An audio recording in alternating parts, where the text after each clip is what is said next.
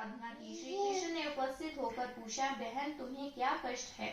द्रौपदी ने हाथ जोड़कर कहा, हे प्रभु, आप तो अंतर्यामी हैं, मेरे कष्टों के विषय में आप स्वयं जानते ही हैं।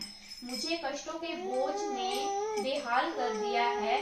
क्या ऐसा कोई उपाय है जिससे इन कष्टों से छुटकारा मिल सके? श्री कृष्ण जी मुस्कुराकर बोले, द्रौपदी, तुम्हारा प्रश्न अति उत्तम है। यही प्रश्न एक बार माता पार्वती ने भगवान शिव से किया था। तब शिव जी ने उनको करवा चौथ के व्रत का विधान बताया था। द्रौपदी ने कहा, हे प्रभु, फिर तो मुझे भी करवा चौथ के व्रत की जानकारी प्रदान कीजिए और उसकी कथा को कहिए। तब श्री कृष्ण ने कहा, दुख सुख तो इस संसार के अटल नियम हैं और प्रत्येक प्राणी इनमें सदा ही लिप्त रहता है।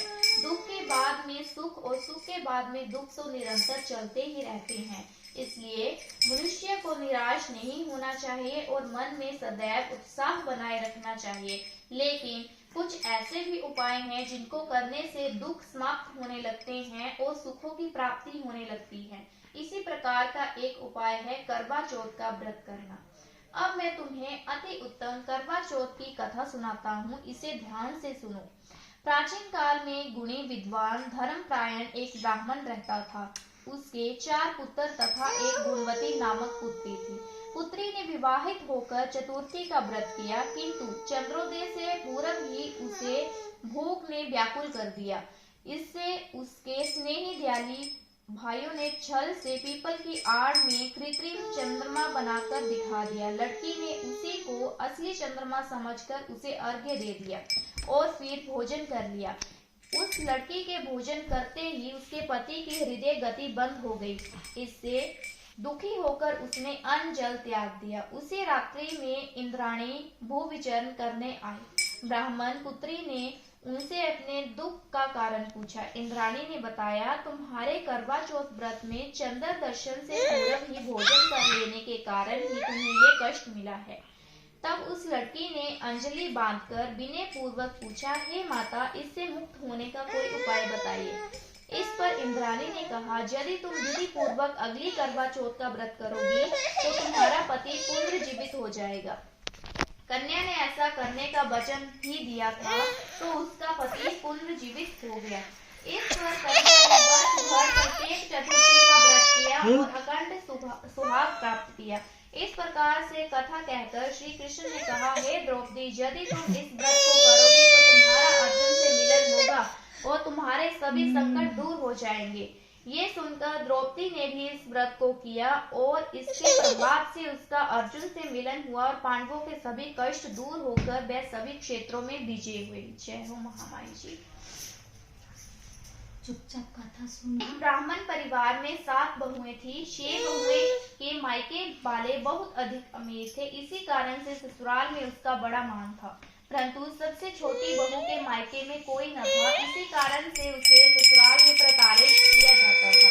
वह अकेली ही घर का सारा कामकाज करती थी, लेकिन फिर भी उसे कोई प्यार नहीं करता था। सभी उसे दुत्कारते रहते थे।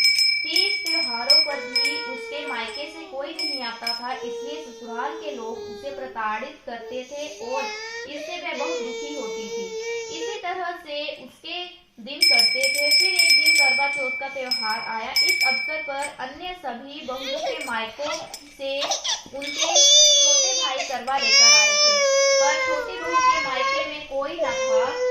फिर करवा कौन लाता? सास ने छोटी बहू को खरी खोटी सुना रही थी। इससे वह दुखी होकर घर से निकल पड़ी और जंगल में जाकर रोने लगी। वहीं पर एक नाग अपने बिल में रहता था। वह बहुत देर तक उसका रोना सुनता रहा। अंत में वह अपने बिल से निकल आया और उसने पूछा, बेटी, क्या बात है, तुम रो क्यों रही हो? छोटी बहू बोली, आज करवा चौथ का त्योहार है। इस त्योहार पर सभी भाई अपनी बहन के लिए करवा लेकर आते हैं, लेकिन मेरा तो कोई भाई नहीं है। यदि मेरा कोई भाई होता तो आज जरूर करवा लेकर आता। नाग को उस पर दया आई। नाग ने कहा, बेटी, तुम अपने घर जाओ, मैं अभी करवा लेकर आता हूँ। इतना सुनकर छोटी बहू अपने घर आ गई। थोड़ी देर बाद वह नाग भी मनुष्य का रूप धारण करके उसके घर जा पहुंचा। उसने सास से कहा, हे माता जी, मैं इस छोटी बहू का दूर का भाई हूँ। मैं बहुत वर्षों के बाद वापस आया हूँ, इसलिए अब अपनी बहन से मिलने आया हूँ। इतना कहकर उसने छोटी बहू को करवा दिया और उसके सास ससुर तथा अन्य लोगों को भी विभिन्न प्रकार के उपहार दिए।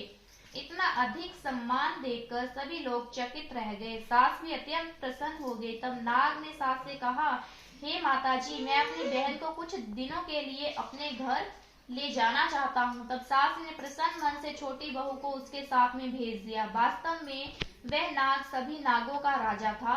वह छोटी बहू को अपने महल में ले गया और सारा महल दिखाकर बोला, हे बहन, तुम जितने दिन चाहो उतने दिन आराम से रहो, मन चाहा खाना खाओ, मन चाहा पहनो, पर एक बात याद रखना, सामने रखी नाग का ढक्कन मत खोलना। छोटी बहू उस महल में आराम से रहने लगी, लेकिन नाग के बारे में उसकी उत्सुकता बढ़ती गई।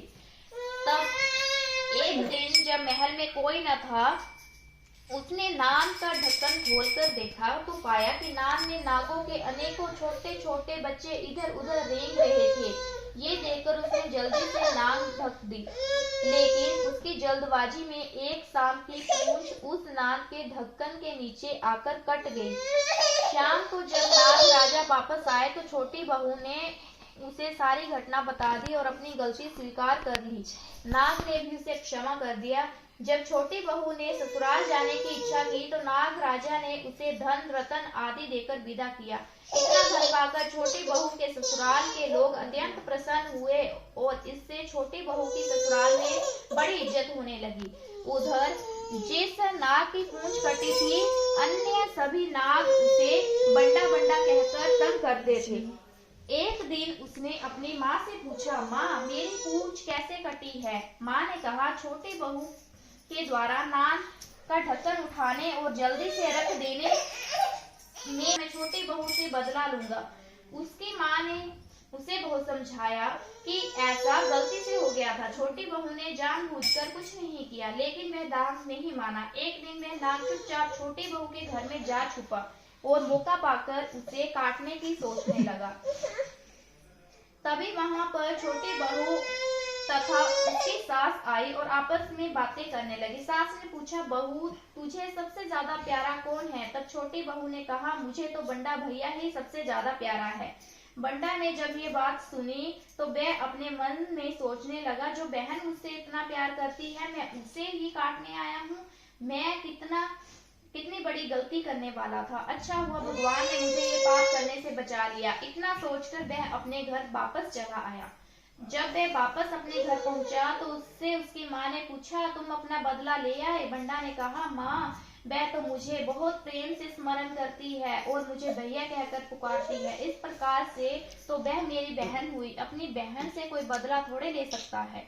इस प्रकार से वह बंडा, नाग और छोटी बहू भाई बहन बन गए। तभी से बंडा भाई प्रत्येक वर्ष अब करवा चौथ के दिन अपनी बहन के लिए करवा लेकर जाता। बहन भी बड़ी प्रसन्नता पूर्वक करवा चौथ का व्रत करती। इस व्रत के प्रभाव स्वरूप छोटी बहू को अपने ससुराल में मान सम्मान मिलने लगा और सभी सुख प्राप्त हुए। हे करवा चौथ माता, आपने जिस प्रकार से छोटी बहू को उत्तम फल प्रदान किए, इसी प्रकार से हमें भी उत्तम फल प्रदान करना। चौथी कहानी। प्राचीन काल में एक गांव में करवा नाम की एक पतिव्रता स्त्री अपने पति के साथ रहती थी। एक बार कार्तिक मास के कृष्ण पक्ष की चतुर्थी के दिन उसका पति नदी में स्नान करने के लिए गया।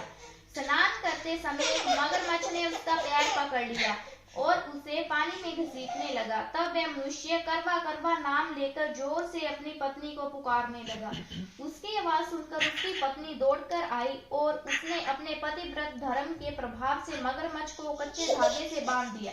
मगरमच्छ को बांधकर वह जमराज के पास पहुंची और जमराज से बोली, भगवान, मगरमच्छ ने मेरे पति का पैर पकड़ लिया है, अतः इस अपराध में आप उस मगरमच्छ को नरक में ले जाओ और उसके बंधन से मेरे पति को छुड़ाओ। यमराज ने समझाते हुए कहा, अभी उस मगरमच्छ की बहुत आयु शेष है, अतः मैं उसको नहीं मार सकता हूँ। जय हो महामाई। इस पर करवा ने कहा, हे यमराज, यदि आप उस मगरमच्छ को दंडित नहीं करेंगे तो मैं श्राप देकर इस मस्त संसार को नष्ट कर दूंगी। ये सुनकर यमराज ने कहा, तुम अवश्य ही अपने पतिव्रत धर्म के प्रभाव से इस संसार को नष्ट करने में समर्थ हो, लेकिन इस संसार को नष्ट कर देने से सृष्टि के नियमों का उल्लंघन होगा। इसलिए इस सृष्टि की रक्षा के लिए उस मगरमच्छ को दंडित करना ही उचित होगा। तब यमराज उस पतिव्रता स्त्री करवा के साथ नदी पर गए। वहां पहुंचकर उन्होंने मगर को यमपुरी भेज दिया और करवा के पति को दीर्घायु प्रदान की। उसी दिन से ये करवा चौथ का पर्व मनाया जाता है और सुहागिन स्त्रियों के द्वारा व्रत रखा जाता है। हे करवा माता, जैसे तुमने अपने पति की रक्षा की, वैसे ही सबके पतियों की रक्षा करना, हमारे पतियों को दीर्घायु प्राप्त करना। बोलो करवा माता की जय। आपसे भी कर देते हैं ना।